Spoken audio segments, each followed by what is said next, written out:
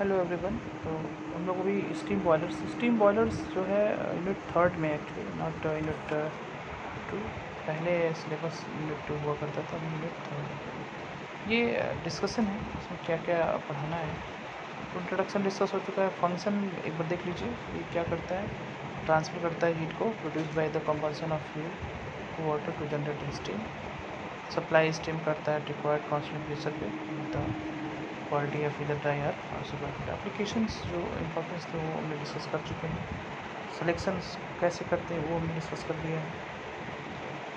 Indian boilers regulations क्या होते हैं, मेन फीचर्स क्या होते हैं, वो सारी चीज़ें। क्लासिफिकेशन भी हम लोगों ने डिस्कस कर लिया है।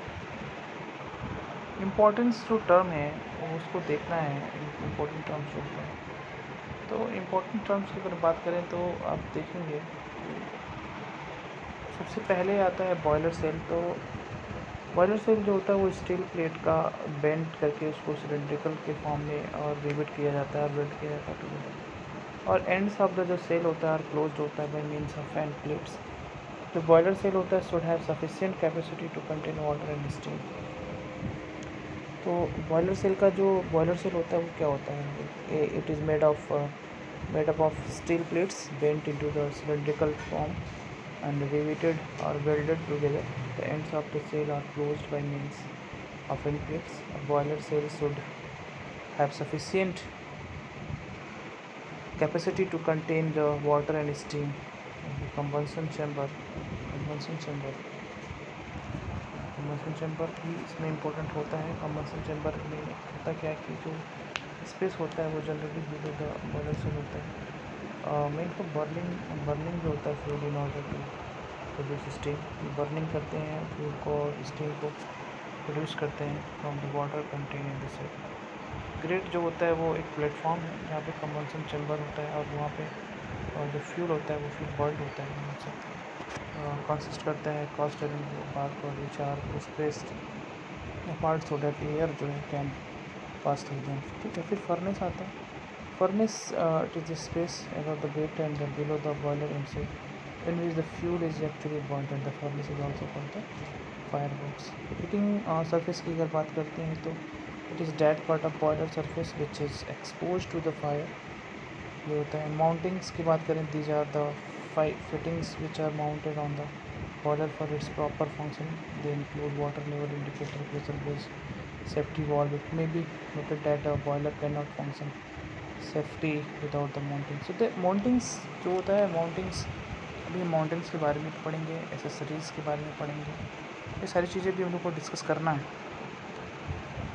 कि माउंटिंग्स क्या होते हैं। माउंटिंग्स ये हमारे जो फिटिंग्स होते हैं वो माउंटेड होते हैं बॉयलर पर प्रॉपर फंक्शनिंग के लिए देखते हैं। और they includes water level indicator और प्रेशर गेज होता है, तो और सेफ्टी वॉल्व होता है। तो it may be noted that a boiler can not function safely without the mountings, right. फिर एसेसरीज़ की अगर हम बात करते हैं तो these are the device which form an integral part of boilers but are not mounted on it. They include super heater, economiser, heat pump, right. तो हमको भी आगे चल के हमको इकोनोमाइजर के बारे में भी डिस्कस करेंगे, सुपर हीटर क्या होता है और माउंटिंग्स क्या होता है, एसेसरीज़ का जो एफिशिएंसीज़ को इंक्रीज करता है सारी चीज़। तो ये उसके इम्पोर्टेंट टर्म्स हैं जो आपको ध्यान रखना है कि boiler shell, combustion chamber, grate, furnace, heating पर सरफेस और माउंटिंग्स, ये सब चीज़ें। उसके बाद आपका क्या आता है characteristics oblique essentials of a good boilers. तो उसको अगर हम देखते हैं तो following are the important essential of a good boiler, steam boiler. It should produce maximum quantity of steam with the minimum fuel consumption. It should be economical to install and should require the little maintenance during the operation. It should rapidly meet the fluctuation of load. It should be capable of quick restarting. It should be light in weight. It should be occupy small space. The joint should be few adjustable होता है. And the mud and other deposits should not collect on the heating plates. The refractory materials should be reduced to a minimum, but it should be sufficient to secure easy ignition and smokeless combustion of the fuel on reduced load. The tube should not accumulate soot or water deposit and should have a reasonable margin of strength to allow for wear or corrosion. The water and flue gases circuits should be designed to allow a maximum fluid velocity without incurring heavy frictional losses, and it should compile the safety regulation as laid down in the Boiler Act. तो ये सारी चीज़ें होती हैं। फिर हम उसमें हमारा था सिंपल वर्टिकल बॉयलर। क्या होता है जो सिंपल वर्टिकल बॉयलर है उसको हम लोग समझते हैं।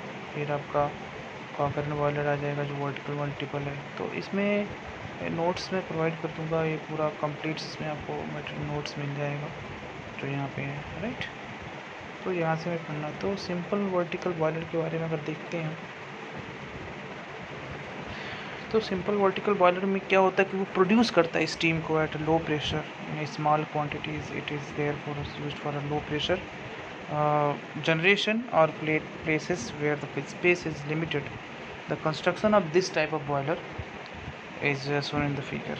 तो एस्पिट होता है नीचे, जो एस्पिट है एस्पिट नीचे रहेगा, बर्न होता है यहाँ पे ग्रेटर फ्यूल बर्न होगा, ये पाइप्स हैं। तो क्या होता है सिलेंड्रिकल सेल इसमें होता है और surrounding nearly cylindrical box fire box के, और जो फायर बॉक्स होता है स्लाइटली टैपर्ड होता है, slightly tapered towards the top to the ready passage of the steam to the surface. At the bottom of the firebox is a grate. The firebox is fitted with 2 or more inclined cross tubes, and the inclination is provided to increase the heating surface as well as to improve the circulation of water. Then the uptake tube passes from the top of the firebox to the chimney. तो ये चीज़ होती है। and a manhole is provided at the top for a man to enter and clean the boiler, and a mud hole is provided at the bottom of the cell to remove the mud that settles down. The space between the boiler cell and the firebox is filled with the water. ठीक है, तो right इसका working है कि fuel Burns होता है on the great in the firebox, then resulting hot flue gas are allowed to pass around the cross tubes. The water surrounding to the cylindrical firebox also receive heat by convection and radiation. The steam is produced. The water circulation in the boiler it depends on the density difference in the water created by the temperature difference. तो ये हमारा जो है ये simple vertical boiler है जो हम लोगों ने स्टडी किया इसके बारे में, ठीक है। तो ये चीज़ थी। तो कैरेक्टरिस्टिक्स ऑफ एसेंशियल गुड्स जो होगा वो भी है, ठीक है। तो माउंटिंग्स हो जाएंगे और कंबसन चैम्बर से क्या कंसिस्ट टर्म इसमें इन्वॉल्व होते हैं बॉयलर में, वो चीज़ हो जाएगी।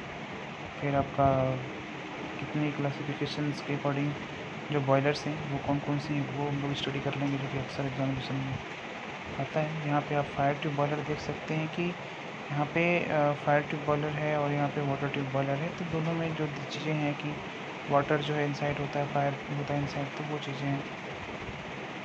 फिर क्या होता है इंडियन बॉयलर रेगुलेशन क्या होता है, वो कौन से एक्ट के थ्रू, क्योंकि टॉप पावर प्लांट बनाते वक्त हमें कुछ एक्ट को कुछ नियम कानून को जो फॉलो करना पड़ता है। क्या होता है सिलेक्शन होता है स्टीम टर्बाइन का, तो क्या क्या हमको देखना होता है वो हमने डिस्कस किया है। एप्लीकेशन ऑफ बॉयलर हम लोगों ने डिस्कस कर लिया है, फंक्शन ऑफ बॉयलर्स डिस्कस किया है, इंट्रोडक्शन के बारे में डिस्कस किया। तो इस चीज़ें फिर हम आगे डिस्कस करेंगे।